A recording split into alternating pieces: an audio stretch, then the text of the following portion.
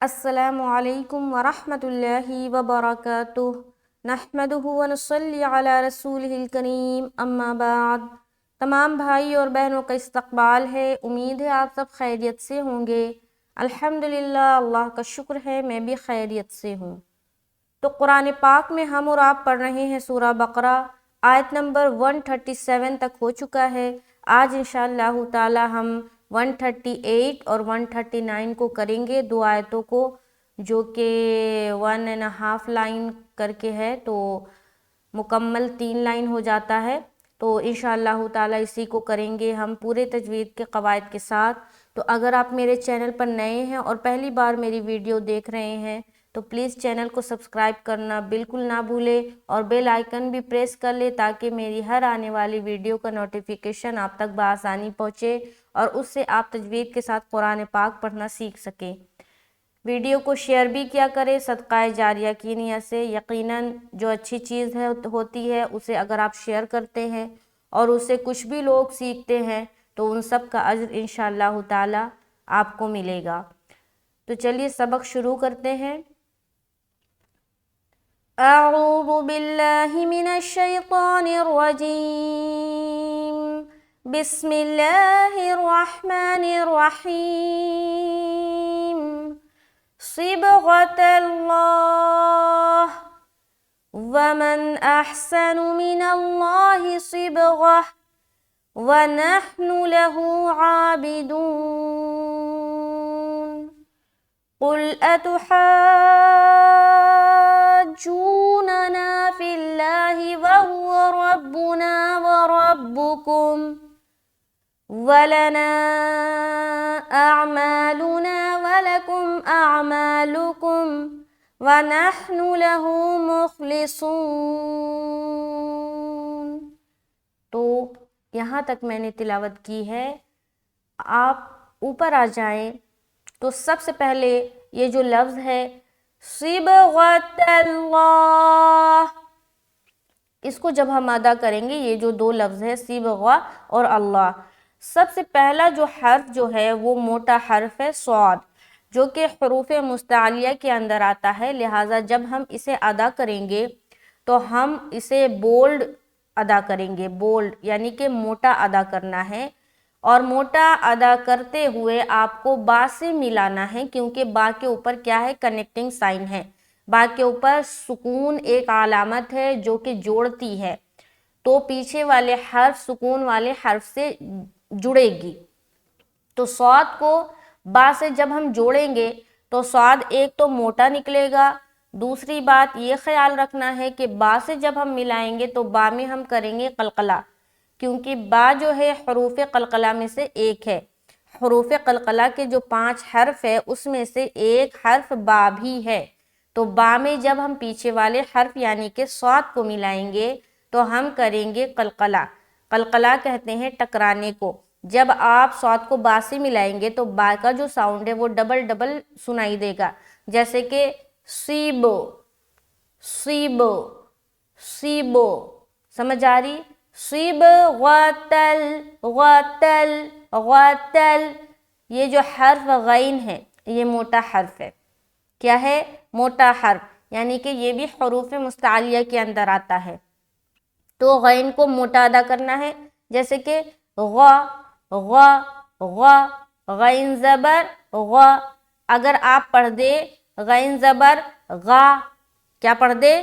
غا، تو یہ غین جو ہے نا، غاف جو اردو کا جو لفظ ہے نا غاف، وہ ہو جائے گا، تو غین کو موٹا ادا کرنا ہے، غا غا غا۔ صیب غا صیب غا صیب غا صیب غا، سمجھ آ رہی؟ تل، اس کے بعد تا جو حرف باریک ادا کرنا ہے، تل، اس کے بعد لاہی لاہی، پھر لا کو موٹا کرنا ہے۔ تو کہنے کا مطلب یہ ہے کہ یہ جو دو لفظ ہے، پہلا حرف ہے صاد موٹا، با سے ملے گا قلقلہ، پھر غین کو موٹا ادا کرنا ہے، تا کو پھر باریک ادا کرنی ہے، جب لام سے ملائیں گے اور لام کو کھینچیں گے تو لام موٹا ہوگا، کیونکہ اس تا کے اوپر کیا ہے؟ زبر ہے۔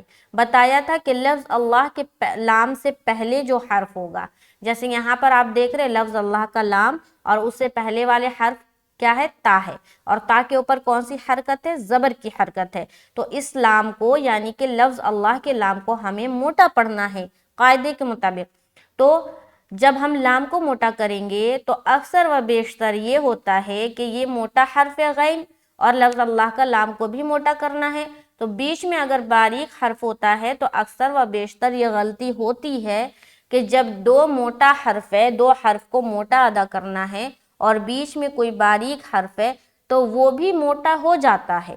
تو اس بات کا خیال رکھیں اور بہت ہی دھیان سے اور اپنی آواز میں کنٹرول رکھتے ہوئے ان دو لفظ کو ادا کرنا ہے، جیسے کہ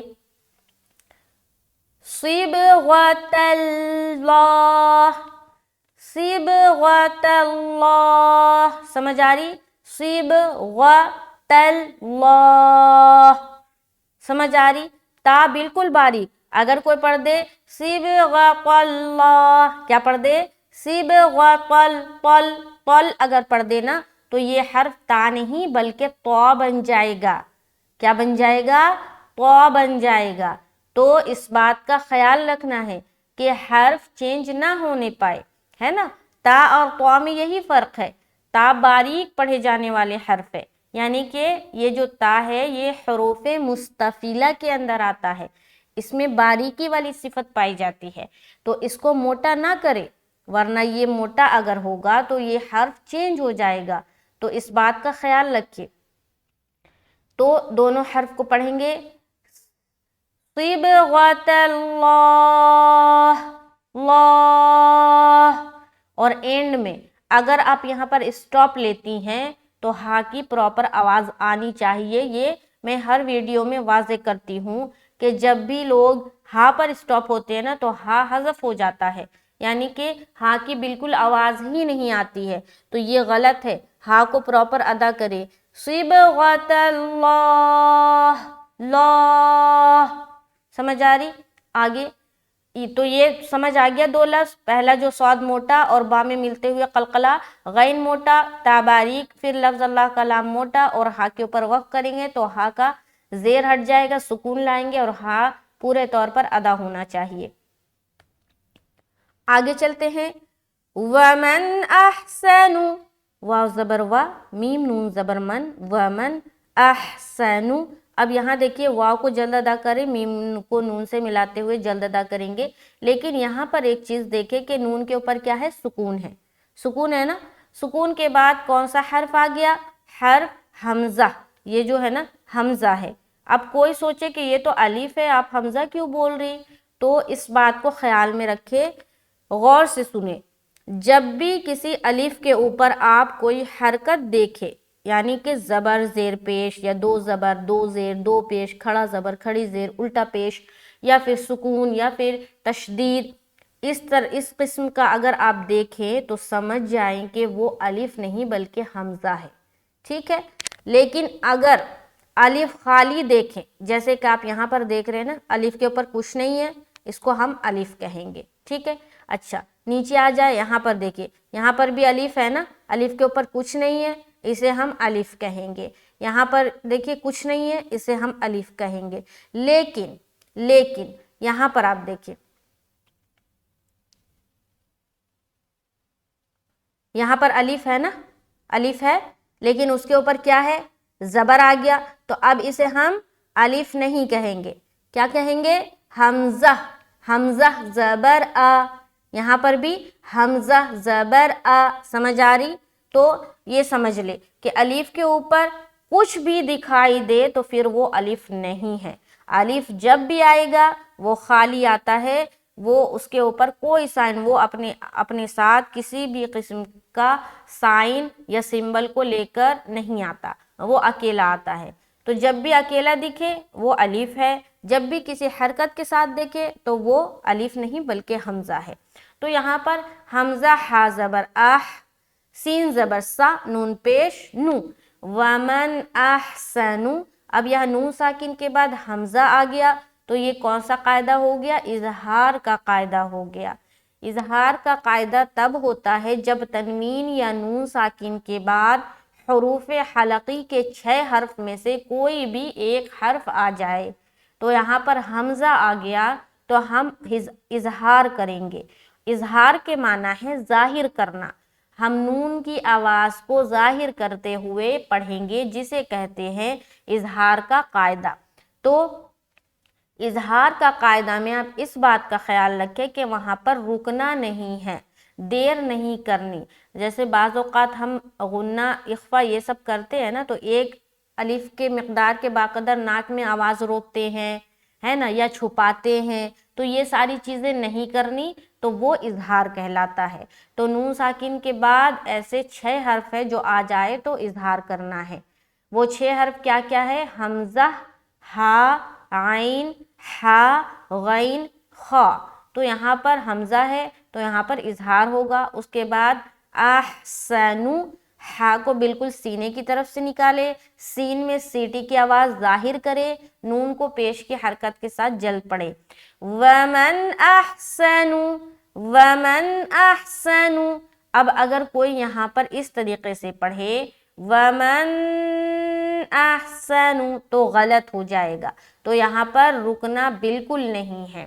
آگے من اللہ صبغہ، میم زیر می، نون لام زبر نل، لام کھڑا زبر اللہ، حاضر ہی، من اللہ، من اللہ۔ لفظ اللہ کا لام موٹا ہوگا، کیوں؟ کیونکہ اس نون کے اوپر کیا ہے؟ زبر آ گیا، تو اس کو ہم موٹا کریں گے۔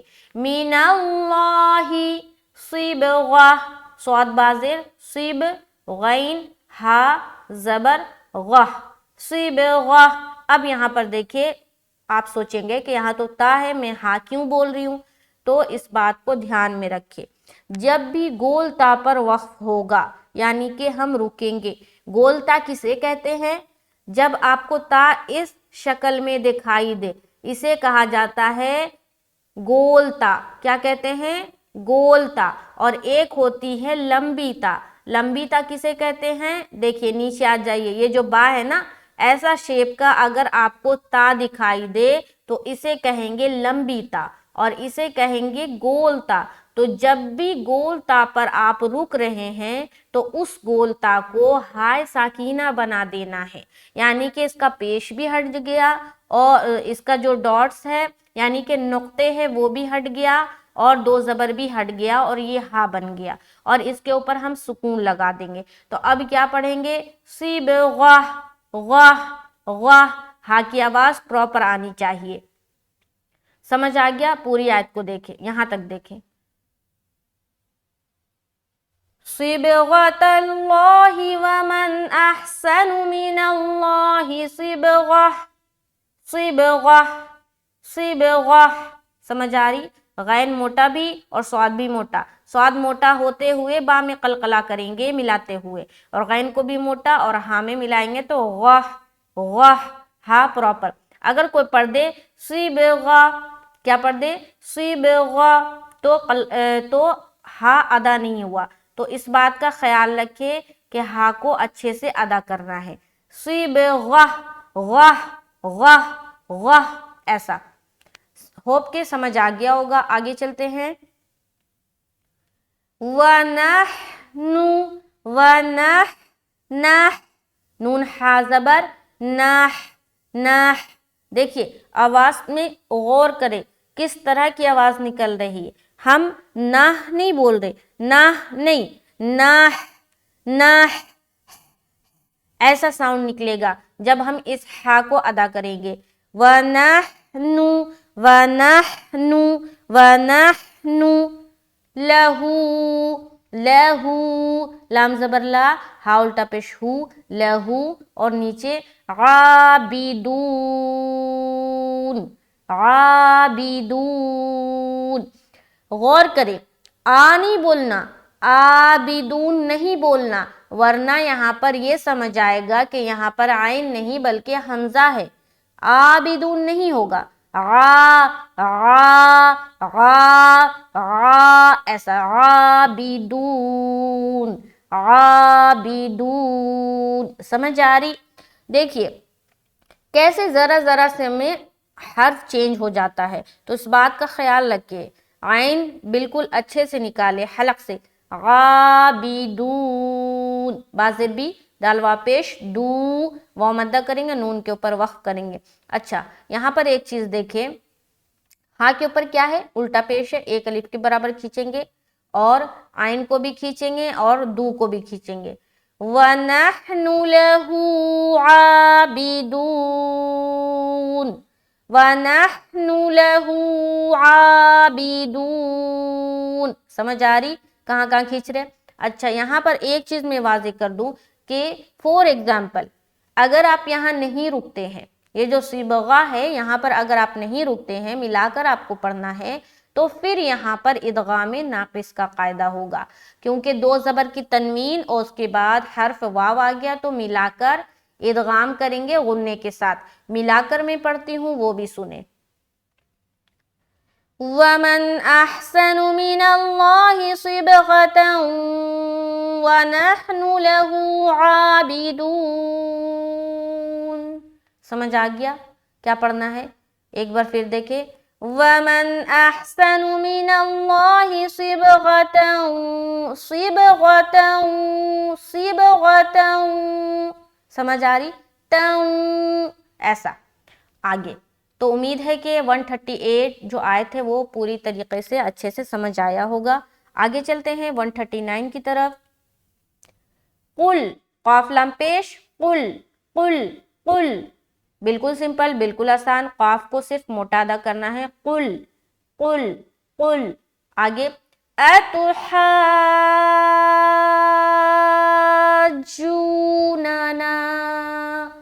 اب دیکھیے یہاں پر بتایا تھا کہ سب سے پہلے حمزہ کو تو جلد ادا کریں گے، یہاں پر حمزہ ہے نا، حمزہ کے اوپر کیا ہے؟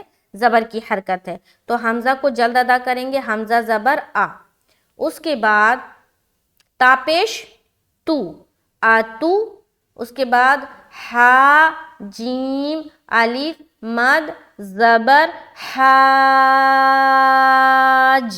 کیا بولیں گے؟ حاج، ٹھیک ہے؟ تو جیم میں جب ملائیں گے تو مد کرتے ہوئے ہم جیم میں ملائیں گے، اور مد کی مقدار کیا ہے؟ 3 سے 4 الف کے بقدر ہے، تو ہم ملاتے ہوئے جیم میں ملائیں گے، مد کرتے ہوئے جیم میں ملائیں گے، اس کے بعد جیم واپش جو، یہاں پھر ایک الف کے برابر کھینچیں گے۔ اب یہاں دیکھیں بتایا تھا کہ حرف مد کے بعد، غور سے سنیں، حرف مد کے بعد والے حرف کے اوپر، یعنی کہ یہاں پر یہ حرف مد ہے اور حرف مد کے بعد والا حرف کون سا ہے؟ یہ جیم ہے نا، تو حرف مد کے بعد والے حرف کے اوپر اگر تشدید یا جزم ہو، یعنی کہ یہاں پر جیم کے اوپر تشدید ہے، بعض جگہ آپ کو جزم دکھائی دے گا یعنی کہ سکون دکھائی دے گا، تو حرف مد کے بعد والے حرف پر اگر سکون یا تشدید دکھائی دے تو وہ کہلاتا ہے مد لازم کا قاعدہ۔ کیا کہلاتا ہے؟ مد لازم کا قاعدہ۔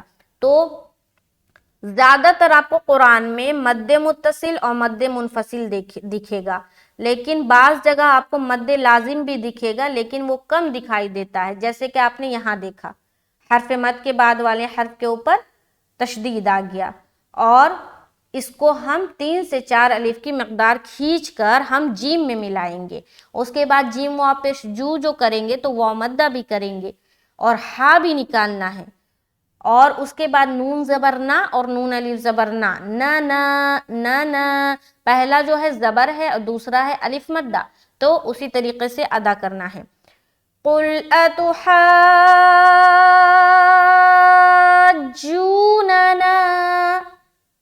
قُلْ أَتُحَاجُّونَنَا، حاج، حاج، جو، نانا، ایسا، تو ملاتے ہوئے جیم میں ملائیں گے، سمجھ آگی؟ اور یہ کیا ہے؟ مد لازم کا قاعدہ۔ نانا میں پھر الف مدہ بھی کر رہے۔ آگے ایک بار پھر دیکھ لیں، قُلْ أَتُحَاجُّونَنَا، آگے فِي اللَّهِ، فا لام زر فل، لام کھڑا زبر لا، حاضر ہی، فِي اللَّهِ، اب یہاں پر لفظ اللہ ہے، لفظ اللہ کا لام موٹا ہوگا یا باریک؟ یہاں دیکھیں گے فا کے نیچے زیر ہے تو اس کو ہم باریک رکھیں گے. فی اللہ، لاہی ایسا نہیں کرنا ورنہ غلط ہو جائے گا. آگے وَهُوَ رَبُّنَا، واو زبر وا، ہا پیش ہو، وَهُ، واو زبر وا، وَهُوَ بالکل جل تینوں کو ادا کریں گے. ربنا، را با زبر رب، با پیش بو، نون الف زبر نا، ربنا، را کو موٹا رکھیں گے کیونکہ زبر ہے. ربنا وربکم، وربکم، یہاں بھی را موٹا اور کچھ نہیں ہے. تشدید آ گیا، تشدید والے حرف کو 2 مرتبہ پڑھتے ہیں، ایک بار پیچھے والے حرف سے ملا کر اور ایک بار خود اس کی حرکت کے ساتھ. تو پیچھے والا حرف را ہے یہاں اور یہاں بھی را ہے تو را سے ملا دیا، اس کے بعد ایک بار خود اس کی حرکت کے ساتھ پڑھا جاتا ہے. تو با کے اوپر جو حرکت ہے پیش، اور یہاں پر بھی پیش، تو پیش کے ساتھ پڑھیں گے. سمجھ آ گیا؟ آگے وَلَنَا أَعْمَالُنَا وَلَكُمْ أَعْمَالُكُمْ. تو یہاں پر دیکھیں واو زبر وا، لام زبر لا، والا، نون الف مد زبر نا، وَلَنَا أَعْمَالُنَا وَلَكُمْ أَعْمَالُكُمْ. تو غور کریں یہاں دیکھیے اعمالونا میں الف مدہ ہے اور یہاں پر اعمالکم میں یہاں بھی ما میں بھی الف مدہ ہے، لیکن یہ ولنا جو ہے نا یہاں پر کیا ہے؟ مد ہے. تو یہاں پر کھینچیں گے 3 سے 4 الف کی مقدار کے باقدر، لیکن یہاں ما میں اور نا میں اور پھر یہاں ما میں بالکل 1 الف کے برابر کھینچنا ہے، اس سے زائد نہیں کھینچنا.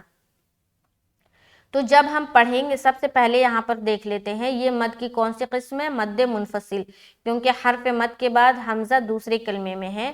یہ وَلَنَا ایک الگ لفظ ہے، اعمالنا ایک الگ لفظ ہے، وَلَكُمْ ایک الگ لفظ ہے، اعمالکم ایک الگ لفظ ہے. تو یہاں پر حرف مد کے بعد حمزہ دوسرے کلمے میں ہے تو یہ ہو گیا مد منفصل، لہٰذا 3 سے 4 الف کھینچیں گے، باقی کہیں نہیں کھینچنا. باقی جہاں پر الف مدہ ہے تو وہاں پر 1 الف کے برابر ہی کھینچیں گے، اس سے زائد نہیں کھینچنا. تو اعمالنا، اعمالنا، مالونا، مانا، سمجھ آ رہی؟ وَلَكُمْ اعمالکم، ما میں یہاں کھینچیں گے.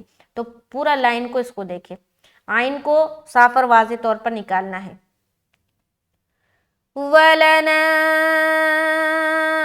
أَعْمَالُنَا وَلَكُمْ أَعْمَالُكُمْ.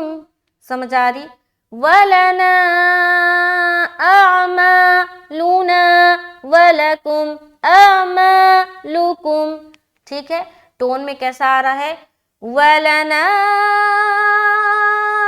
أَعْمَالُنَا وَلَكُمْ أَعْمَالُكُمْ. ٹھیک ہے؟ ایسا آئے گا. آگے وَنَحْنُ لَهُ مُخْلِصُونَ، واو زبر وا، نون ہا زبر ناح، کیا پڑھیں گے؟ ناح، ناح، ناح، ناح. ایسا جو ساؤنڈ ہے نا یہ آئے گا ہا میں، ایک ہوا کسی حلق سے آتی ہے جب اس ہا کو ادا کرتے ہیں.